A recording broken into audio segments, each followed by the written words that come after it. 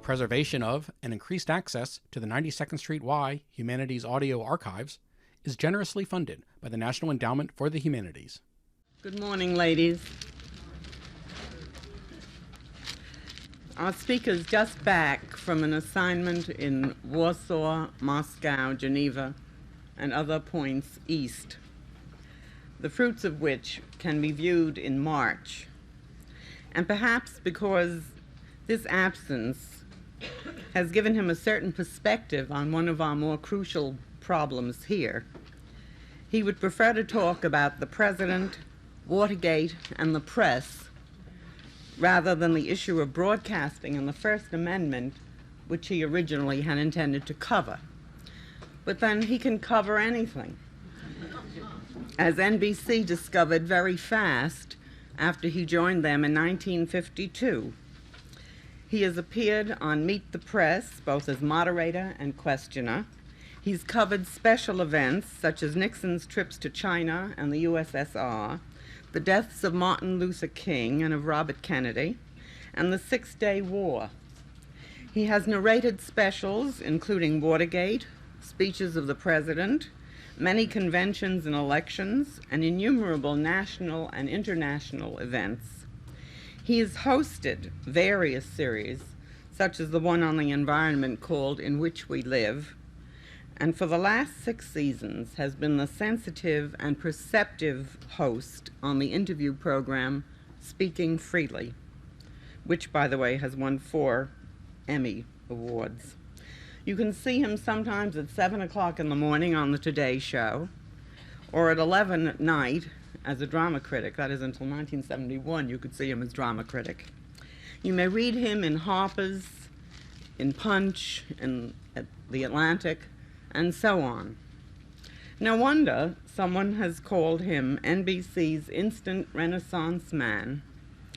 And now, speaking, I hope, very freely, Edwin Newman.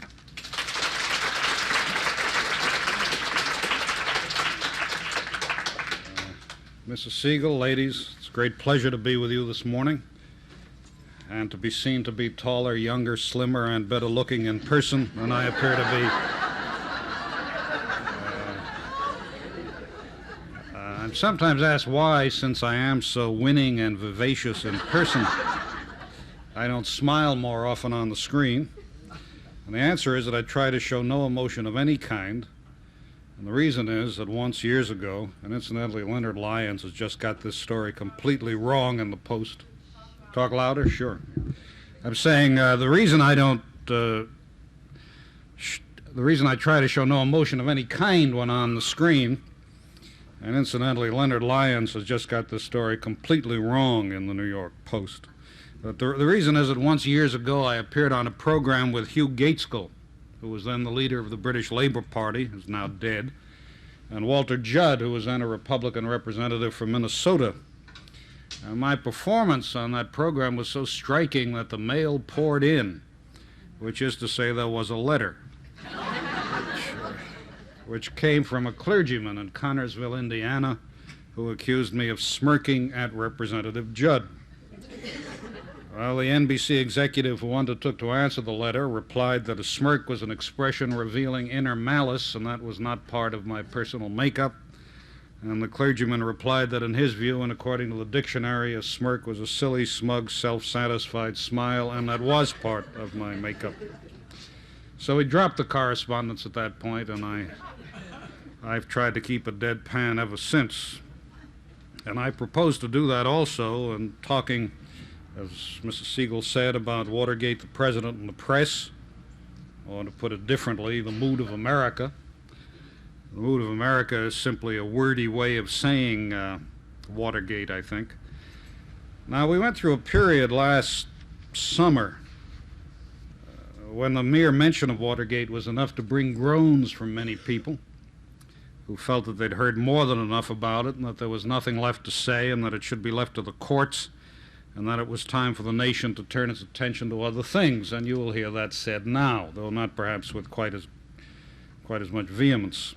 The President himself said last summer that he had no intention of wallowing in Watergate, but that proved to be a matter beyond his control. In any case, so far as leaving Watergate to the courts goes, that would have been, I think, a more seemly argument if it had been put 15 months earlier. In fact, as we know, the administration did everything it could to keep Watergate out of the courts. And it was disingenuous for those who did that to say we must now leave it to the courts. Whatever Mr. Nixon's precise personal involvement may have been, he did not exactly move heaven and earth to enable the courts to get to the bottom of Watergate. The appointment of a special prosecutor, for example, had to be wrenched from him against his will, and only by the Senate threatening not to confirm his Attorney General, or as he might now be described, his Attorney General once removed. And of course, when Mr. Nixon says leave it to the courts, or when he said leave it to the courts, he also argued that the courts had no jurisdiction over him, and he sought to deny to the courts evidence that may be crucial. He even got rid of the special prosecutor, who he thought did not know his place. And then came that strange and wonderful business of the missing tapes, which is still going on. And it is still not clear whether the president will hand over the required evidence. But taking the larger issue, it seems to me, it has always seemed to me, that paying attention to Watergate did not preclude and does not preclude paying attention to other subjects. This country is perfectly capable of dealing with more than one matter at a time. We're trusted to vote for candidates for more than one office at a time. We're trusted to deal with referendums and bond issues in elections and constitutional amendments sometimes on the side. We even have the baseball and football seasons overlapping, and public sanity is preserved. Now, the president has argued that Watergate distracts attention from other and larger issues, the Middle East, for example, and it is said that his hand is weakened in foreign affairs by the threat to his position at home. Indeed, it's said that it's weakened in dealing with the fuel problem. There is something in this, I think, but the country can hardly ignore Watergate and related matters because of the necessities of foreign affairs in the Middle East or anywhere else. There is a prior necessity, which is self-respect, and I don't see how the nation could respect itself if it ignored what has happened or if it pretended that there was no question about Mr. Nixon's involvement. Mr. Nixon felt that Archibald Cox was out to get him, and that was one reason Cox was pushed out. Before that, Mr. Nixon felt that the Senate Watergate Committee was out to get him. Well, both the committee and Cox denied that that was their intention. But it is not beyond the bounds of possibility that Mr. Nixon should be got. That's one of the things we expected the special prosecutor to find out. And I think that more than ever, people expected the special prosecutor to find that out after the resignation of Vice President Agnew, because Vice President Agnew weakened Mr. Nixon. Vice President Agnew's resignation weakened Mr. Nixon's position in several ways and changed, I think, to a degree the way in which the public looked at it. I think that if the Agnew affair had been long and drawn out, and if it had gone to impeachment, that might have helped Mr. Nixon. People might not have wanted to go through that unpleasant business again. But once the process got underway, Agnew went in short order. It took about 9 weeks, and Agnew's resignation showed how quickly the unthinkable can be thought about and the inconceivable conceived. Now, another way in which Agnew's departure weakened Mr. Nixon, I think, is a little more complex. Agnew insisted that he was innocent, that he was being traduced, that it was all a plot, that it was damned lies, that he would fight to the end, and that he would not resign even if indicted. And then he bargained for a light punishment and resigned. Well, that rubbed off on other politicians inevitably, and I think it made Mr. Nixon's denial of wrongdoing or of guilty knowledge less convincing than before. Finally, in connection with Agnew, there was no way not to remember how Senator McGovern's chances last November, such as they were pretty well finished by his choice of Senator Eagleton as a running mate. Now, the choice of Eagleton was taken as evidence of McGovern's lack of preparation, lack of forethought, lack of organization, in short, incompetence. Well, what then were people to think of Mr. Nixon, who chose Agnew? What did that choice tell us about him? Well, what comes out of this for me is the necessity of skepticism, not being taken in, not becoming blindly enthusiastic about any politician or any party. And as I will explain, or hope to explain, I believe that precisely this attitude of skepticism, more widespread than ever before, may be one of the happier consequences of Watergate and of all the events of the last few months. President Nixon, of course, has now launched himself forth upon a new policy with respect to Watergate, and that is cooperation with the courts. Now, this policy comes late, months late, many months late, and it does not really change Mr. Nixon's attitude, which is that it's generous of him to cooperate with the courts, and that once he has provided papers and tapes he selects, matters will be cleared up in his favor once and for all. Well, the fact is that the President has always been unable, or perhaps unwilling, to recognize that he is not beyond apprehension and punishment. He has never really acknowledged what Watergate is about. Go back to the weekend of the Long Knives, when Cox, Richardson, and Ruckelshaus all made their exit. The President's attorney at that time, Charles Allen Wright, said later that there had been a miscalculation, that it had been thought that Mr. Nixon's proposal on the tapes, which led to Cox's resignation, that Mr. Nixon's proposal on the tapes was extraordinarily generous. And the President's Chief of Staff, General Haig, said later that it was only after the public and congressional reaction set in that it was realized that there had been a progressive polarization of political opinion about the tapes. Now, this is all quite astonishing, or it would be astonishing if it did not fit in with the President's earlier view of Watergate. That view was expressed during one of the President's summer news conferences, when he said that the first 30 minutes had been devoted to Watergate, and that there had not been a single question about what he called the people's business. That meant that as late as the weekend of October 20th, about 5 weeks ago, the President evidently still did not understand that many people regarded Watergate as their business, including, indeed especially, his part in it. Now, I think this reveals a very serious problem, which is a lack of contact with reality on the part of those in charge in Washington. Mr. Nixon has demonstrated it again and again over Watergate, as Lyndon Johnson did over Vietnam. And there's clearly something wrong with a system that allows such gross mistakes to be made and such failures to appreciate what is going on. It may have something to do with the sycophancy with which we surround our presidents, the encouragement of an atmosphere in which they never hear the word no, plus a concentration of power in foreign affairs in which a president can carry on a war virtually on his own. Now, a lot of people are saying these things now. They've become quite fashionable. And if I point out that I've been saying them for more than 10 years, it's not to pat myself on the back. It is only to say that I am not making a partisan argument, and that these distortions of our system go back long before Mr. Nixon took office.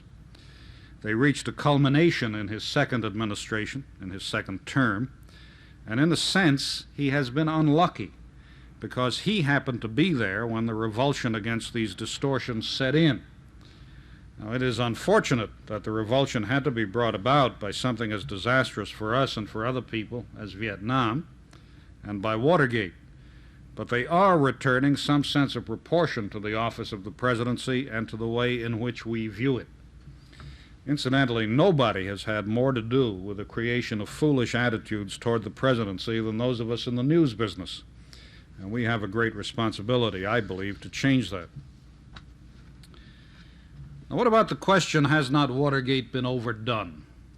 Well, in a sense, I think it has, in spite of being, like Cleopatra, infinitely various. That is because after a story has been around for a while, there's a tendency to want it to be resolved. And Watergate seems to defy resolution. It has an uncanny persistence. But even if we were all to stop talking about Watergate, which we could not do so long as it went on producing news, Watergate would still be with us. The day-to-day events that we've been seeing on television and reading about in the papers and the magazines will affect the basic beliefs by which this nation endures, and they will place their mark on the constitutional future of this country.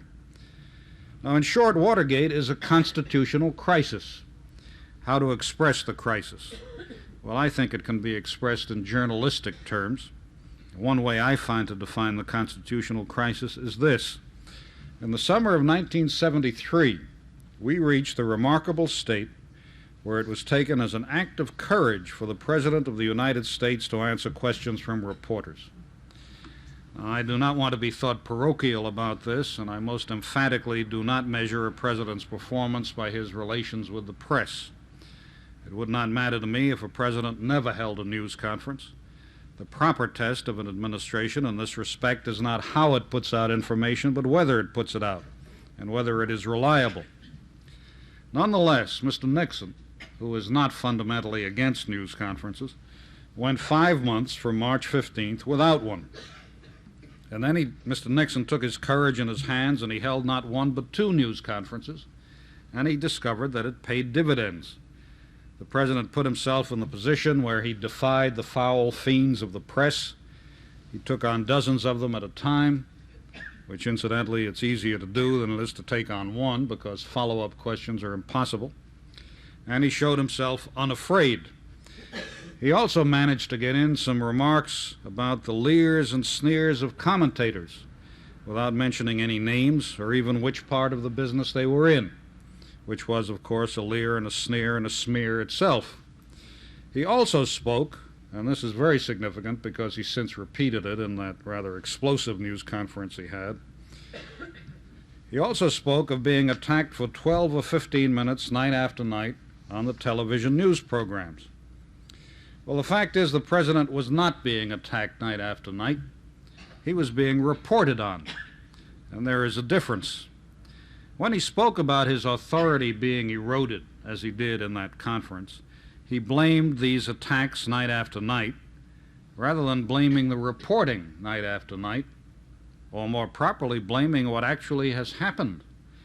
Now, when I say what actually has happened, I mean the Watergate trial, the Watergate hearings, the conduct of the Ellsberg case, the bringing of untenable prosecutions against the Vietnam veterans, for example, the Berrigan prosecution in Pennsylvania, the indictments of some of his closest associates, the guilty pleas entered by others, the resignations of still others, the Agnew affair, the matter of the money spent on his houses, his income tax returns, the ITT affair, the dairy industry affair, the Soviet wheat deal, the rise in prices, the Watergate tapes, the wiretapping, and the political dirty tricks, and the illegal campaign contributions, and so on and so on. My God, Walter Cronkite would find his authority eroded by these things.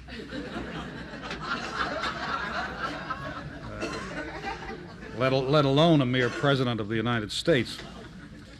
Well, of course, it's easy to be sarcastic, but it is also true that the Republic has fallen on parlous times when a president has to be that careful and calculating about answering questions from reporters, and when a president finds it advisable to attack the news organizations of the television networks rather than acknowledge the real source of his problems. Well, how did we come to this state of affairs, and how dangerous is it to the nation? It seems to me that if we are to discuss this, it's necessary to go back to the election of last November. Now, it takes a considerable effort of will to remember that we did have an election, and it takes an even greater effort of will to remember that there was a Democratic candidate. But there was an election, there was a Democratic candidate, and it seems to me that in that election, and the one before it, the voters were saying 2 things above all others. The first was that the forces of change were no longer in charge in this country. Senator McGovern was associated in the minds of many people with the forces of change, the protest movements, the anti-establishment movements, the counterculture. And that's perhaps the biggest reason he went down so badly. The second thing that the people were doing in those elections, it seemed to me, was turning their backs on grandiosity. Now let's take these one at a time. The mandate that Mr. Nixon received a year ago has been well described as a negative mandate, a mandate not to raise taxes, not to increase expenditures, not to appear to weaken the national defense, not to allow more school busing, not to allow permissiveness to go further, not to experiment socially, not to give blacks special help to make up for their special disabilities, and not to accept a settlement in Vietnam that smacked of defeat. Now, there were a number of reasons that the American voters made that decision, and I have time to set out only a few of them. One, as I've indicated, has to do with the position of black Americans. Ever since the end of World War II, there has been a movement in this country to improve the position of blacks. But in such circumstances, the most glaring and least defensible wrongs are those that are remedied first. And so the first concessions are the easiest. Not many whites are going to say that blacks should not vote or should not be able to use restaurants, hotels, airplanes, and trains like anybody else. But each advance creates a demand for another, in jobs, for example, in housing, in schooling, and these are progressively more inconvenient for whites to yield. Busing is an example of that, wherefore the resistance to more social change. Now, another reason has to do with change itself. We've gone through a period of great and rapid change, and that can be disturbing. Take the environment issue. It raised questions that challenge the basic assumptions of American life. Is it sensible to consume as much as we do? How do you calculate a standard of living? Do you include the quality of air and water, for example, and the amount of time you spend in traffic jams? Is economic growth necessarily a good thing? A question that really presses on us now. And what social obligations does a corporation take on when it puts up a plant to earn profits? All of these fundamental questions raised by the environmental movement. And the environmental movement, of course, strengthened and fed by the protest movement, which arose principally over Vietnam. Now, take other aspects of change. One is that people who used to have no power or very little suddenly have a great deal. As an example, sanitation workers, who, thanks to the amount we consume plus the packaging revolution, could, by going on strike, make New York City unlivable. Another aspect of change is that people organize to enforce their demands who never did before. It isn't only blacks and other minorities, Indians, Chicanos. It's women, it's students, it's homosexuals, it's people in prison, it's welfare recipients. And it may come as a shock that all of these can bargain with society over what they want. Now, other things happened that accompanied these changes and contributed to them. New techniques of protest were developed. Discipline was undermined in our society as the family as an institution was weakened. The written and spoken word became less important except in technical connections. People expressed themselves through clothing, music, signs, demonstrations, obscenity, open sexuality. Now, all of that, as I've said, had the capacity to make some people uncomfortable. But the greatest capacity for creating such discomfort lies with those things that remind people of their age, remind people that the future does not lie with them, and that maybe not even the present does. A marginal comment here. It's often said that the trouble between generations, the generation gap, is caused by a failure in communication. Well, there's something in this, but it makes a large and I think not necessarily justified assumption that there should be communication and that if there is, things will be better. As I said before, I'm not so sure. It may be that we have entered a time when some groups would do better to ignore each other than to communicate with each other. I take myself as an example. I have no wish to dress as many young people do nowadays. I cannot any longer, if I ever could, accept the discomfort that many of them do, or the lack of privacy, especially the lack of privacy. I have no wish to impair my hearing by listening to their music. A communication gap between an electronic rock group and me is something I devoutly hope for and would hate to see disappear. Or take the job of drama critic, which, as has been said, I did happen to have at NBC for about 5 years. Being drama critic was sometimes troublesome and annoying, not because most of the plays are bad, although they are. It was because a number of the plays I saw did not seem to be directed at me, but at younger people with quite a different outlook. I watched those plays, and it sometimes happened I got very little out of them, and I asked myself whether there was something wrong with me. For example, a few seasons ago, there was a play called Becklek. I don't know whether anybody here saw it. It had a short run.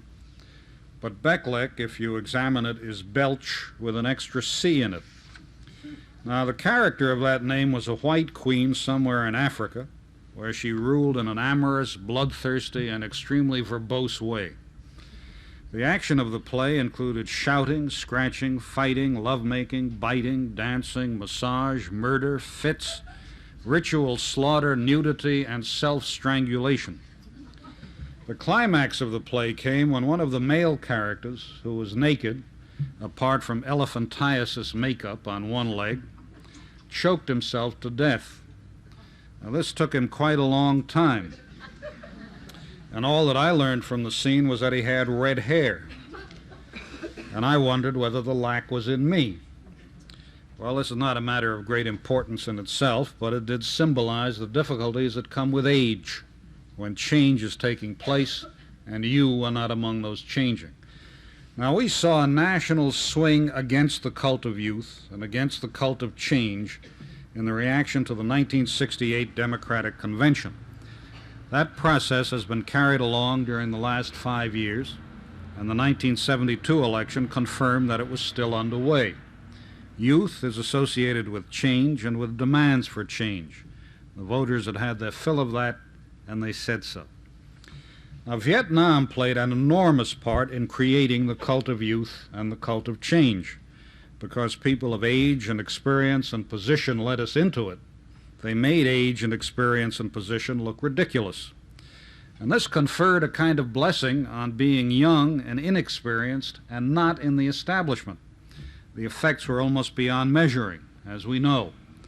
But what the voters said last November was that they had had enough of them, and they wanted to return to a situation in which age and experience and position enjoyed some of the old respect. I want to turn now to what seemed to me to be the second point that emerged from the election, which was the rejection of grandiosity. Now, Mr. Nixon is not an exciting personality, full of that all-purpose ingredient charisma. There's been an extremely skillful and indefatigable public relations operation around Mr. Nixon, but it does not seek to associate him with the glamour that we were told invested the Kennedys. More important, we've not been told that in the Nixon administration we were going to live through the most difficult and trying and challenging times any Americans have lived through, which was President Kennedy's claim, and in which he seemed to revel. Equally, Mr. Nixon is not represented as the dominating politician of near genius that for so long we were told President Johnson was. And we are not committed to constructing at home and over much of the world the great society in which Mr. Johnson had a proprietary interest. The forces that during the Kennedy and Johnson administrations focused attention on the White House as the only source of dynamism and hope have continued under Mr. Nixon. But in practical terms, there has been a vast difference, and the vast difference consists in this, that President Nixon's most often proclaimed goal is infinitely less dramatic and infinitely less cosmic than anything Kennedy or Johnson put forward, and that is a generation of peace. Now, I think that this must have come as a relief to the American people, who are not being called to high adventure or to remake their society or anybody else's. This may not be a very heroic stance for the people or for their leader, and it is no way to redress the grievances of the poor and downtrodden, but it does seem to be what the people want. Incidentally, it also fits in with a key part of Mr. Nixon's personal attitude, which is that he hates to lose. He had the experience, he didn't like it. Who can blame him? He likes to be with those on top. That may explain his choice of friends. It apparently explains his choice of cabinet members. It also helps to explain his choice of policies. There will not be, in any Nixon administration, any gallant struggles in a losing cause. It also fits in, as it happens, with Mr. Nixon's repertoire of ideas. A few ideas have stuck with Mr. Nixon over the years. The work ethic. Americans are like children, so you mustn't give them everything they want. They're at their best when challenged. The death penalty is a deterrent to crime. The finest steel comes through the hottest fire. When the going gets tough, the tough get going. That kind of thing. Now, these are not ideas that get you into anthologies of the great philosophers. They won't even get you into a volume called Deep Thinkers in the White House. And another of the president's ideas made known at his last news conference, that he is cool in a crisis because his mother and father came from the Middle West, is not likely to be accepted wholeheartedly at university departments of genetics. But that is not essential to the conduct of the presidency. And as ideas, most of Mr. Nixon's ideas do fit into a political program, and they did happen to accord with the hurt and nostalgic mood of many voters, as expressed in 2 elections, and as nurtured by Mr. Nixon from the time of his acceptance speech in Miami Beach in 1968. So what I'm saying is that as a result of these 2 elections, 68 and 72, you had stability reestablished in the country to a degree. You had the campuses quiet. You had traditional values restored to a degree. And you had the country returning recognizably to what it used to be. And then came Watergate. And now the man who engineered the defeat of the forces of protest is discredited. One of the apostles of law and order, Agnew, has been disgraced. Another, John Mitchell, seems likely to be. And administration lies almost in ruins. New ammunition is provided to those who were so critical. The system is made to look bad. Another batch of reasons is provided for rejection of the system by the disillusioned young. Moreover, much of this is brought about by the press, which had been reviled by Agnew and condemned and defied, as it seemed, by Mr. Nixon. And given the view of the press propagated by the administration, that is, the press as villain, as lopsided against Nixon, as the instrument of the Eastern liberal establishment, that is especially hard for many people to take. It may be seen as a conspiracy, or if not that, at least as greatly exaggerated, and being pushed with a vigor and a delight that would be missing if it were a Kennedy rather than a Nixon involved. What we have then is so-called middle America, the so-called silent majority, suddenly let down again, just when it thought it had things well in hand and with the country returning to a recognizably desirable condition. The shock of that, I think, must be stunning. Now, in these 2 factors, the renewed disillusionment of the young and the bitter resentment and disappointment of so-called middle America, in these 2 factors you have, I think, the same potential for dividing the country that Vietnam had. But that has not happened. We've not had the intense, vehement, defiant, sometimes violent protest that the war produced, and we cannot yet see any new political movement in so-called middle America, any new political allegiance. Well, one reason for that, I think, is that the country is emotionally exhausted. Now, I don't think that that's the same as apathy. It is exhaustion brought about by the events of the 60s, by the struggles that shook the country, and by the convulsive outpouring of emotion.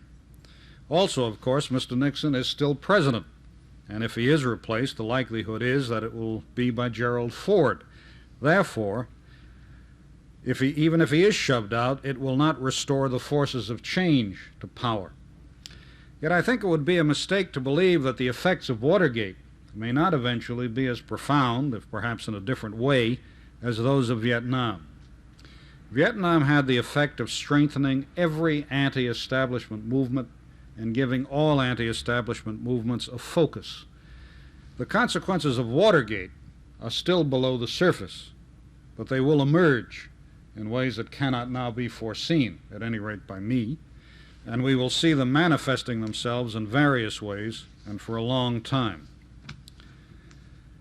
A lot of people wonder whether, in the very nearly relentless reporting of Watergate that became the fashion after the Washington Post laid the groundwork, a lot of people wonder whether we in the news business are not in the process of destroying the president and the presidency.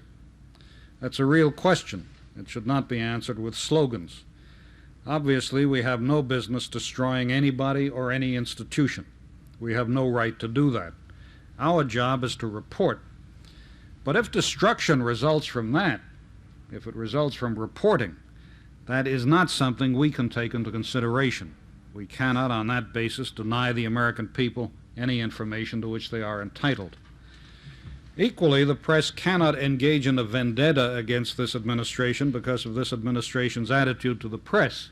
We have no right to do that either. The president and those around him are no less entitled to fair treatment than anybody else. Now, I do not pretend that the situation with respect to the press is ideal. Not everybody in the news business is honest or impartial or competent. Some reporting and interpretation are of a very low order. And here I see one of the incidental dangers of Watergate and of the outcome of the Agnew story. They have to some extent taken administration pressure off the press and put the press into an almost heroic position. But the press needs criticism now no less than it did before. A more disinterested criticism than the administration has offered and other administrations before it, and better informed, but still criticism. And it would be unfortunate if Watergate and the Agnew resignation were to cut that off. Moreover, although Watergate and Agnew have seen some remarkable work by reporters, incidentally very few, the credit, and there's a tremendous amount of credit due to those who've done this work, the credit should go to very few people. Most of us have done very little. In any case, although Watergate and Agnew have seen some remarkable work by reporters, they've also strengthened some of the less fortunate tendencies in our business. I refer to the practice of attributing statements to sources who are not identified. Now, that is a practice that enables people to make allegations with no risk that they will have to answer for what they say. It's a system much loved in Washington, and the politicians and others in Washington who use it can hardly complain when it works against them. It is also essential because it's often the only way that information can be put out, since those who should be putting it out aren't. Watergate and Agnew have demonstrated that, as they've demonstrated so much else, but it is a practice that can be abused, and in general there's far too much off-the-record and background stuff going on. To return to the larger question of the press and the president and Watergate, I think there is a risk of some public misunderstanding. After his first speech on Watergate, President Nixon, you will remember, told reporters at the White House that he hoped they would continue to give him hell when they thought it was appropriate. And a few nights later, Vice President Agnew, as he then was, said that he should have stated his criticisms of the press less abrasively. Agnew said that the administration would like to hold talks with news people to do something about the unfortunate hostility between them. But the press has not been giving the president hell, and it has not been hostile. What Mr. Nixon and Agnew take to be hell and hostility are simply skepticism and detachment, which are the indispensable attributes of competent reporting.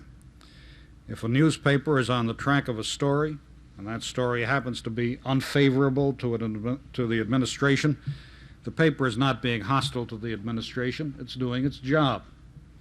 If on television an analysis of administration policy or of a presidential speech happens not to be precisely what the administration would like it to be, that is not hostility, or what is now often called an adversarial relationship.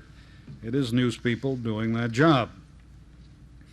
In this connection, one aspect of the Agnew resignation that somebody in my position could not help noticing was his statement when he resigned that media interest in his case would distract public attention from other and more important matters, and that was one reason he decided to step aside. Now, I thought that was a marvelous comment. It wasn't what he did, it was what we did. You would think that news organizations had no business being interested in the Vice President of the United States and the fact that he was under grand jury investigation and the fact that there was some question about his fitness to continue in office. It was as though if the news organizations had not covered his case, he could have stayed on. Now this, of course, is of a piece with President Nixon's talk about being attacked night after night on the television news programs and having his authority eroded as a result. Nothing he did or tolerated eroded his authority, it seems, nor did anything that happened around him and that he failed to stop or even know about. It was none of that. It was those terrible people who insisted on filing stories about it all. But there's more to it than that. It might serve the president's purpose very well to have the impression get about that he is called into question over Watergate only because of improper leaks and, as he put it, frantic, vicious, and distorted reporting. In other words, that this is a matter between him and the news business, that he can take care of himself if only the others in the adversary relationship will play fair. In short, that it has nothing to do with the people's welfare at all. I think that was the idea the President was trying to get across at his last news conference.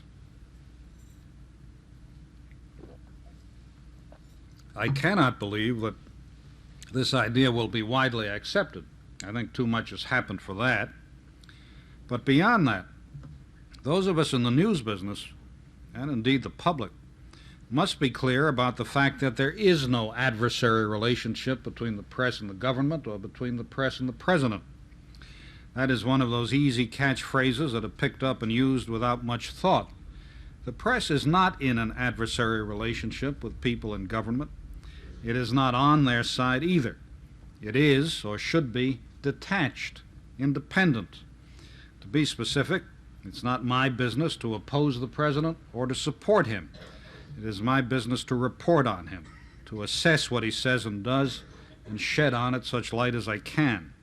That may be good for him, it may be bad for him, but that is not a consideration a reporter can properly take into account. The notion that Watergate is a fight between the President and the press is not a notion we can accept, however much Mr. Nixon would like to have it believed. Now, I think that there has been some method in the administration's attitude to the press, beginning at least from Spiro Agnew's speech in Des Moines in October 1969. That attitude could well have been designed to make the press more acquiescent and to make the administration appear heroic and defiant to those people who dislike us and dislike what we do, and who saw Mr. Nixon, as I said before, as the instrument by which the country was being returned to being the country they knew and loved. Obviously, that was thought to be politically useful by Mr. Nixon and his associates. It was used for a long time, and as we have seen in some of his more recent appearances, it is being used again. If there should be a backlash against Watergate, we may see the administration making the claim that the press, and especially television news, is out of hand and irresponsible, and that its power must be brought under some control. That argument was made, of course, by the administration before Watergate blew up. Even during the first Nixon term, the administration toyed with something like a stab in the back theory when it complained about critics of the President's Vietnam policy. That was very much present in the interview that Barbara Walters had with H.R. Haldeman, when Haldeman said that the President's critics wanted a communist regime in Saigon. Well, having said all of this, I'm led to the conclusion, all the same, that Watergate is, taken as a whole, a good thing, for a number of reasons.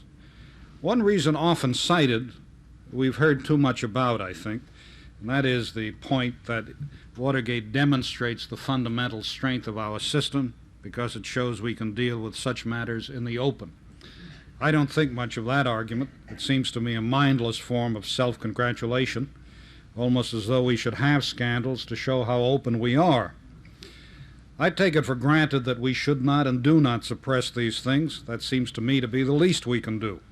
It's something we owe ourselves, and I don't see any point in patting ourselves on the back about it. I think there are better reasons for believing Watergate is a good thing. One is that by reducing Mr. Nixon's influence and prestige, Watergate helped to get us out of the business of exterminating Cambodians earlier than would otherwise have been the case. That is a measurable achievement, that for the first time in something like 10 years, the United States is not engaged in killing Indo-Chinese. I do not intend to get into a protracted discussion of Indochina policy here or to try to foresee what will happen there now. But 10 years of killing and being killed in Indochina should be enough.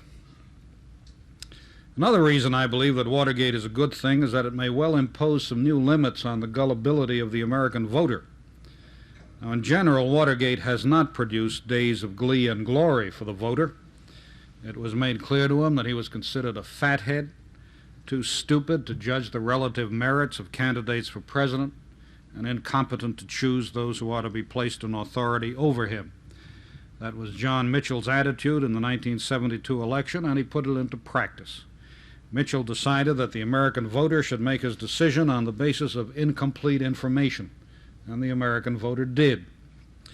Mitchell explained that he withheld facts about Watergate from the president because if he had given him the facts, the president would have lowered the boom on those involved. That would have revealed other improper activities, and that would have affected the election. Actually, it's a matter of debate whether lowering the boom would have hurt Mr. Nixon's chances, and there was very little evidence of it being lowered once Mr. Nixon did find out.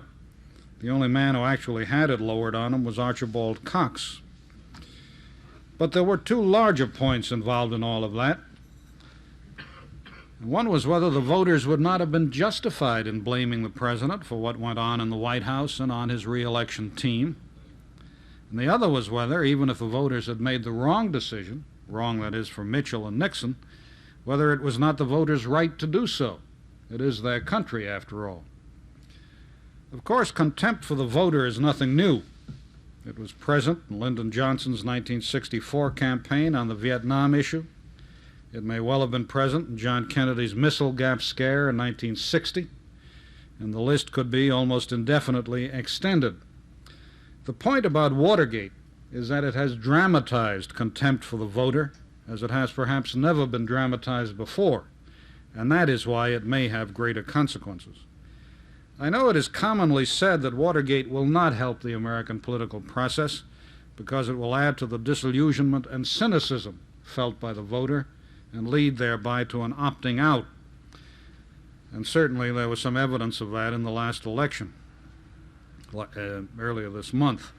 But I believe it can be argued also that those who stay in the political process, which is to say remain voters, will be more wary and harder to fool, and that the press will also, which would be a helpful preliminary to the voter doing so. In short, voters will be less impressed by large claims, by political advertising on television and elsewhere, by the various contrivances that politicians and their organizations now use, and voters will also have more realistic expectations of what politicians can accomplish. Also, more of us in the news business will get into the habit of looking beyond the surface appearance of things. After all, education is alleged to be beneficial, and Watergate has provided a remarkable education in politics for all of us. Which brings me to my last point. There is no way of undoing Watergate. Even if there should be a backlash favoring the president, he cannot come back to where he was. His power and prestige can never be the same. It follows that for the next 3 years, we're going to see opportunities for the legislature to assert itself, and if things work reasonably well, if they do work reasonably well, we may learn that we do not need mighty and adventurous presidents, and that we do not need overpraised presidents, and that we do not need what the news organizations have given us, which is a permanent fixation on the White House. We may see in our politics a sense of proportion and a sense of humor, not dominant certainly, but not absent, as they have been for so long. We may also see a new respect for the integrity of language and a new understanding of the importance of preserving that integrity. And if these things happen, then Watergate will be a name to be blessed. Thank you.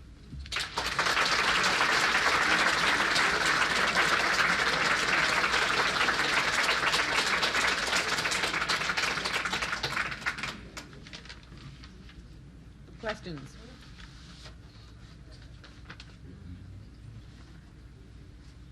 Ma'am?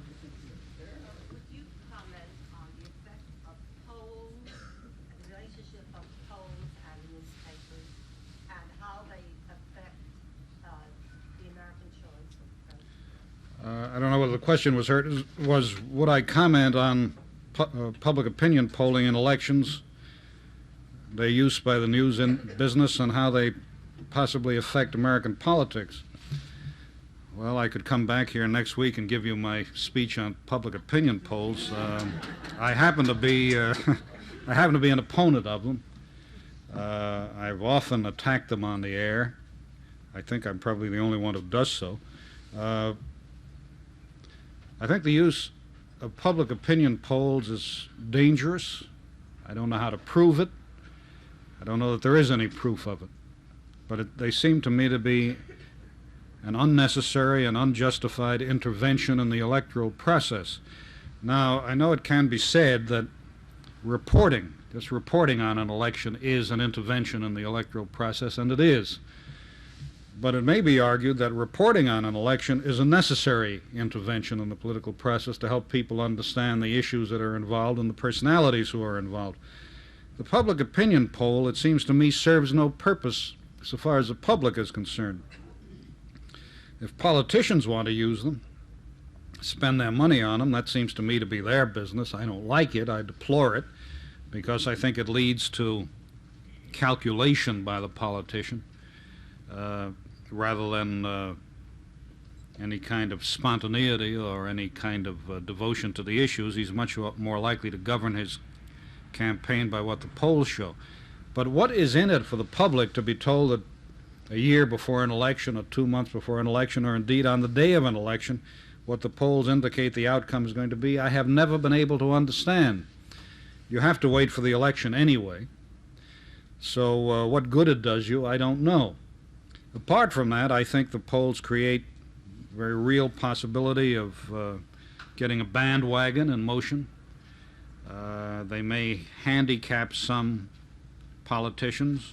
For example, I believe that the polls were very bad for Muskie in the last election. A lot of things were very bad for Muskie, but the polls were one of them.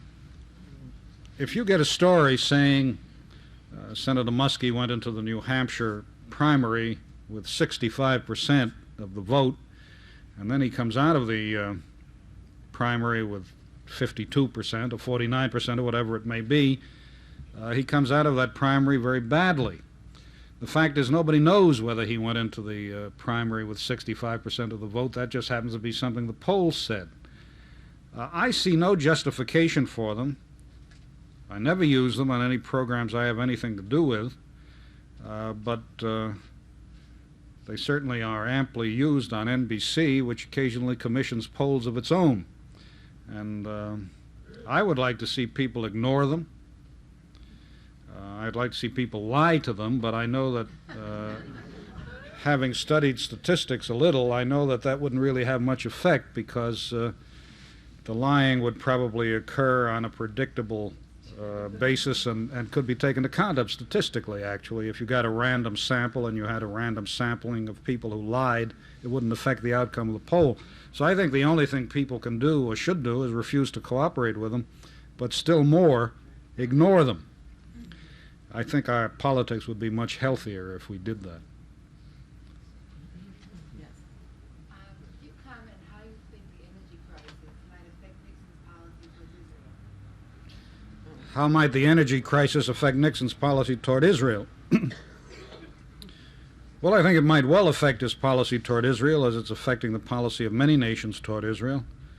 I have to say, it may not be a very popular thing to say, but I've believed this for a long time, that American policy toward Israel over the years has been much too undemanding, much too uncritical, and much too unquestioning. And when you have a policy of that kind, the possibility of a revulsion against it is incommensurately great. It's not for me to tell Israelis how to live or what policies they should follow or what they ought to do with respect to the Egyptians or the Syrians. I don't live in Israel. I don't live under the gun. But I have believed for at least a dozen years, more than that really, I'd say from the first time I went to Egypt, which was, I think, in 1956, I have believed that you cannot base the existence of any nation on the continued humiliation of other nations, particularly other nations that are far more numerous than you are. And I think that Israel, whether it wanted to do it or not, or understood entirely what it was doing, or felt it had any choice, I think that is what Israel represents to the Arabs. It represents a continued, unmistakable humiliation. Now, I've strayed a little from your question, but perhaps not very far. If that is what Israel represents to the Arabs, and if that is therefore what the United States represents to the Arabs, which it does, then the pressure on the United States to change policy when American policy becomes inconvenient is going to be very great, and indeed that is what we see happening. I don't believe that there is any anger in this country from what I've been able to see against Israel. I don't believe that. I think there's a very general sympathy with Israel. But if an unpleasant winter comes along and it is combined, if it is combined with what appears to be a reluctance on the part of Israel to make an agreement and comply with the United Nations Resolution 242, if a bad winter is combined with what appears to be a recalcitrance on the part of Israel, then I think, yes, there may very well be changes dictated on the part of changes brought about in American policy. I don't expect the United States in any circumstances to abandon Israel. I do believe we're going to see a great deal of pressure on Israel to make concessions. I think the Israeli government is probably prepared to make them and is having a lot of difficulty with domestic political groups.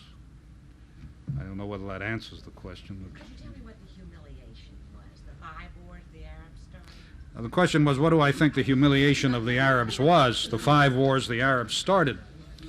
No, losing a war is a humiliation. I'm not recommending that Israel lose a war. Don't say that at all. Although, if you stop to think about it, it might actually seem, if you could lose it in a limited way, it might not be an unwise thing to do, but who's going to do it? No, the humiliation of the Arabs was, I believe, twofold. One was that what was essentially a European problem appeared to them, and remember, humiliation is something that comes from inside, or the feeling of humiliation comes from inside. The solution of what seemed to them to be a European problem at their expense. That was one part of it. The second part of it was that this came about at a time of decolonialization. Well, that's a terrible word. It came about at a time when colonies were ceasing to be colonies, and when nationalism was expressing itself in Africa, in Asia, and the countries of the Middle East, the Arab countries of the Middle East, were having what seemed to them, in effect, a new colony imposed upon them. Now, you may not regard it as a humiliation, and I may not regard it as a humiliation, but they regard it as a humiliation, and it's a fact of life. How far the Israelis should ever have taken it into account, as I say, is not for me to say, but if one looks at the situation and tries to analyze it, I don't think that you can ignore these facts. Please. Mr. Newman, to get back to the energy crisis, your previous question, you said that we were taking a position for Israel that's very favorable. Don't you think that Israel is being used as a pawn between Russia and the United States? I mean, you're a political analyst. Now, this is a power pressure between 2 different ideologies, and Israel is in the middle. Don't you think Russia is backing the Arabs to a point where they're goading this situation on? Do I think Israel is being used as a pawn between the United States and the Soviet Union, and is the Soviet Union goading the Arabs? Yes. I don't know the answer to the second question. My own experience in Arab countries is certainly limited. I've been in Egypt, I've been in Jordan, not since the end of '72. It never seemed to me, from what I knew about them, and I have spent a fair amount of time in Egypt, that they needed any particular goading. I'm not saying that what is happening in the Middle East does not fit in very neatly with Soviet policy. They're saying loads of supplies. Well, they're saying, quite, yeah. Well, we send Israel loads of supplies. Don't you think that that's a power pressure between these 2 countries? Oh yes, of course. Israel's in the middle? Well, Israel's in the middle, and one has to say the Arabs are in the middle too. It's not any great deal of fun for them. Yes, I think what you say is unquestionably true. I think if the United States and the Soviet Union seriously wanted to and were prepared to do something about it, they probably could bring about a settlement in the Middle East. And I think countries generally find it very difficult to pull back from activities which show them how important and how influential they are, and the United States and the Soviet Union do find that difficult.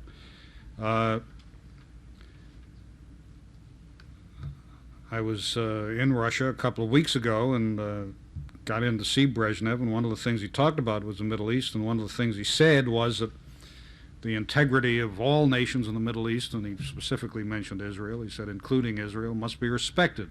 Well, what he means by the integrity of Israel is no doubt very different from what the Israelis mean by the integrity of Israel. But I gathered from that meeting that he had been quite frightened by what had happened during the fighting in October, and was very anxious to put that behind him and get back onto good terms with Mr. Nixon. Obviously, that's another way of saying that Israel is simply one of a number of considerations that arise between the Soviet Union and the United States, and certainly not the most important one. So if you want to say that means Israel is a pawn, sure, of course it is. Everything's a pawn between the United States and the Soviet Union, except the United States and the Soviet Union. Question in the back. It seems to me that the so-called humiliation of the Arabs, the only thing that will assuage it would be the annihilation of Israel completely. So I would suggest that there be a better way of dealing with their humiliation, because ultimately that's what they want. You say that the only way the Arabs feel their humiliation could be assuaged would be by the annihilation of Israel. I don't know. Maybe so. If that's a fact, it's a fact. I don't know whether it's a fact. I'm not saying it isn't. I have the impression that other arrangements could be worked out. I do not believe that, and I know a lot of people who agree with me on this. I'm trying to talk about it as dispassionately as I can. I do not believe that the outlook for the Israelis is a particularly bright one now. And it's an unpleasant fact to take into account, but I think it is a fact. I can't say that the Arabs want to annihilate Israel. Some of them certainly do. Some of them don't. But whether annihilation could be the concerted policy of the Arabs, yeah, I think it could be. Of course it could be. You're not asking me whether I'm in favor of it. Obviously, I'm not in favor of it. But all I'm saying is, in conjunction with Watergate, if you can't accept the immorality of a Watergate, how can you accept the immorality of forcing Israel to do things for their very survival? If there is a parallel of morality. Everybody hear that? No? Well, the point was made that if one says that Watergate has immorality in it, which one does not accept, would not, I think I'm paraphrasing, would not sacrificing Israel be equally immoral, or forcing Israel to do things that would compromise her possible existence? Would that not be equally immoral, and how can you complain about one kind of immorality if you don't complain about the other? Well, I don't see that one kind of immorality is any more acceptable than any other kind of immorality. I do not, however, see that it should be the only, and I'm not in favor of anything that will lead to the dismantling of Israel. This is one reason I find it very difficult to discuss this subject, because I'm trying to discuss it, as I say, as dispassionately as I can, and try to say what I think the factors in it are, and so far as one can, what may happen. I'm certainly not advocating the dismantling of Israel, the disappearance of Israel, or anything of that sort. It's not my business to advocate that or advocate the other. But I do not think that the existence of Israel on precisely the terms acceptable to Israel can be the only objective of American foreign policy. I think there are other factors that come into it. I think, as I say, we're talking about facts, or what we think may be facts. If there is a very bad winter, and if that appears to coincide to many American people with a recalcitrance on the part of Israel, then I think there will be some effect on American foreign policy. Yes, I do. But do you not think so? How about the press? Ms. Lubell, please. I'm not going to talk about Israel, please. Well. Mr. Newman, I'd be interested in your projected... I will start over again. Mr. Newman, I'd be interested in your projected viewpoint of the type of candidate that would be pleasing to the American voters in '76. Now, I'll go on to this further. Since we've had a non-grandiose candidate, would we we want somebody now who, say, like the Kennedys, or since we've had a situation such as Watergate, will we want a Bible-speaking candidate? The question is, what kind of candidates can anybody foresee coming along in 1976? Since, as I said, we had the grandiose Kennedys, would we now want somebody unlike that? Or since we've had Watergate, would we now want, did you say Bible thumping? Quoting. Bible quoting? Holier than thou. No, I don't believe that there's going to be that much of a change in the kind of candidates we get. I think the change will, if there is a change, will be in the conduct of the office. I mean, obviously, if Edward Kennedy wanted the Democratic Convention in 1976, he'd be extremely likely to get it. Not in spite of being a Kennedy, but because he's a Kennedy. But I take it that he would conduct the presidency, if he wanted, in a manner very different from the way his brother John did and from the way his brother Robert would have. That Teddy Kennedy would come in, I suppose, as a party healer, and that would affect the way he conducted the presidency. So far as the Republicans go, I don't know. Somebody here said the Republicans don't have a chance. I don't know about that. A lot of people think they have a very good chance, that they're much more likely to have a good candidate in 76 than the Democrats. But I wouldn't expect to see anything very different. I would only expect to see a different conduct of the White House or of the presidency imposed upon its occupant by the events that have taken place. I don't think we'll see very different kind of people in politics. Lady in orange. To bring you back to Israel for one moment. I was afraid somebody would.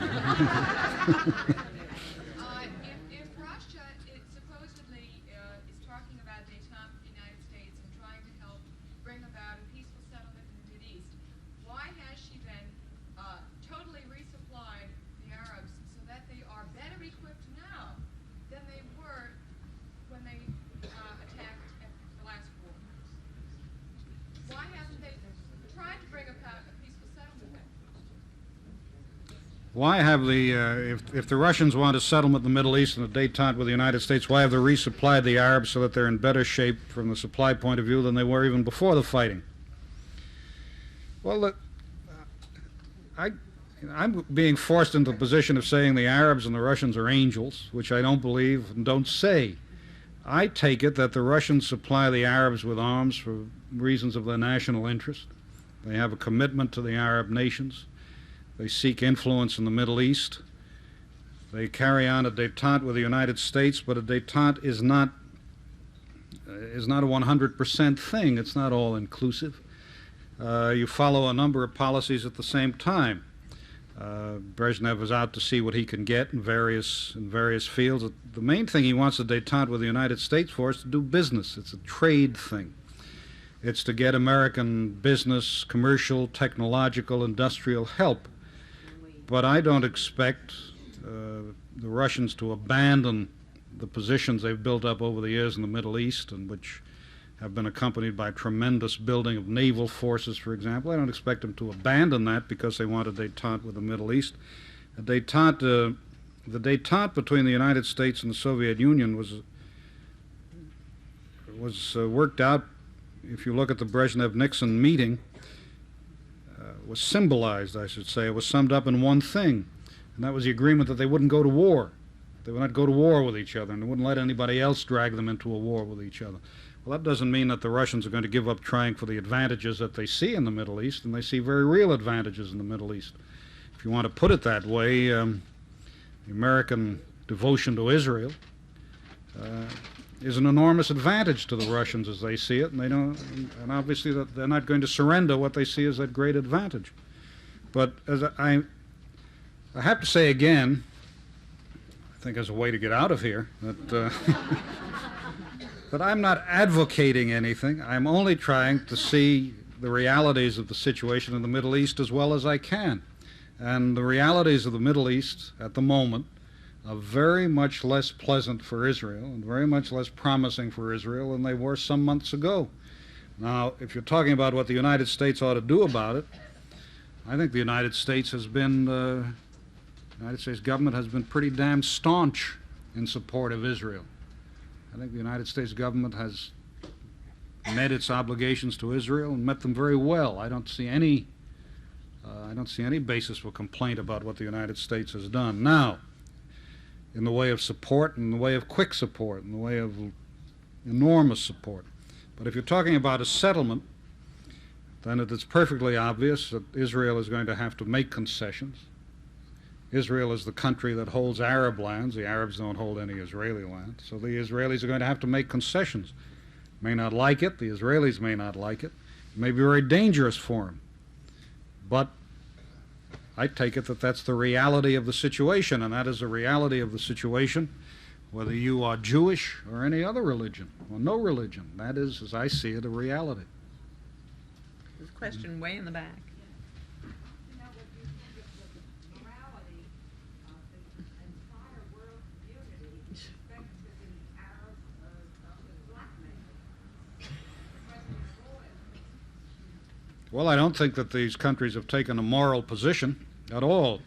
I mean, it's perfectly obvious. It's really, you've asked a rhetorical question. A lot of countries change their policies. Change their policies in the matter of a couple of weeks. Japan, for example. So the question answers itself.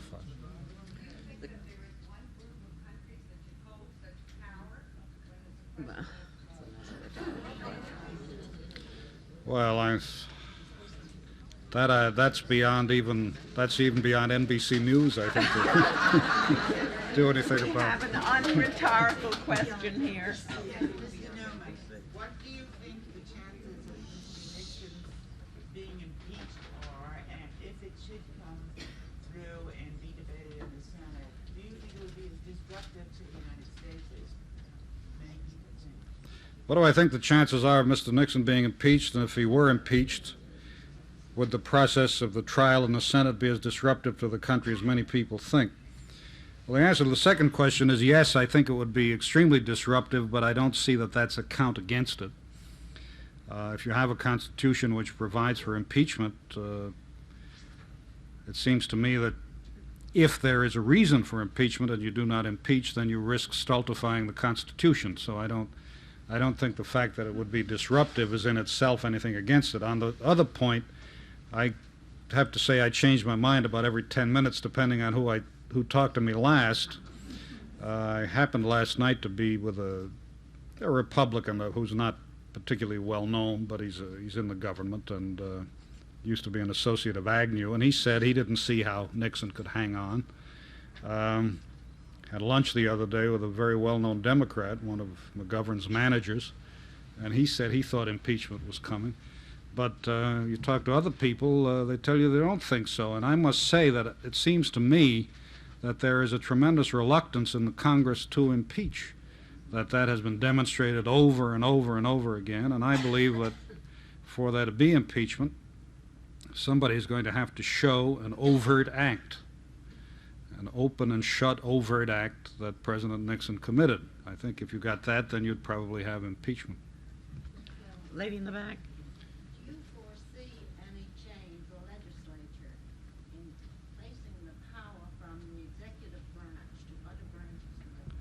Do I see any legislation that would remove any of the power from the executive branch and put it in the legislature? No, except the bill that did go through having to do with the Javits bill having to do with war power. But I don't think that this is a legislative matter, really. I have to go back to Vietnam here. One reason we had so much upset in this country about Vietnam was that the Congress never really addressed itself to it. It didn't address itself to that matter until very late. And the result of that was that the discussion of Vietnam and the debate about Vietnam and the protests against Vietnam went into extra parliamentary channels. And if you don't discuss things in the institutions that were provided for the purpose, then things will be discussed and dealt with in other ways and outside the normal channels. What I'm saying is that if Congress had wanted to deal with Vietnam, it could have. If it had wanted to deal with Cambodia and Laos, it could have. It is only a matter of will. Now, there is rather more will on the part of the Congress to do these things now than there was before. But I think you have to take account of a specific, as I see it, fact of American political life, which is that a great many American politicians don't like to fight very much. They don't enjoy it. It's an odd thing. I've worked in other countries, Britain, France, Italy, among others, where they have a parliamentary system. And by fighting, I don't mean the Italian way, in which they hit each other with chairs and so on. I mean, you have an issue that comes into the House of Commons or Chamber of Deputies or whatever it is, and there's a debate about it, and everybody enjoys it. Win or lose, they enjoy it. It's a big event. And politicians are happy to be taking part in these things. They're happy to be alive at a time when these issues arise and when they can have the fun of being in on them. The curious thing about Watergate is that nobody seems to enjoy it. Now, I know it's been a very depressing business and a very deplorable business, but if you are a politician, or if you're a newsman, the time when you want to be in the news business is when everything's going wrong. There's no fun in it when everything's going right. And it seems to me that the same thing, by and large, is true of politicians. The time to be a politician is when the issues are very strong and stark, and there's a hell of a fight going on. But that isn't the case with the American Congress. It doesn't seem to relish a fight. It's uncomfortable fighting. Now, I'm not saying that we should fight and be irresponsible about it. We shouldn't fight just for fighting's sake. But I have noticed a certain lack of relish in the Congress. There's not, as I say, not much disposition to grapple with the President or with the White House. And so it isn't really it's not a matter of statute. It's not a matter of legislation. It's not a matter of constitution. The power is there if the Congress wants to use it, but it hasn't wanted to. Well, I'm afraid on this non-bellicose note, we must stop. Thank you very much.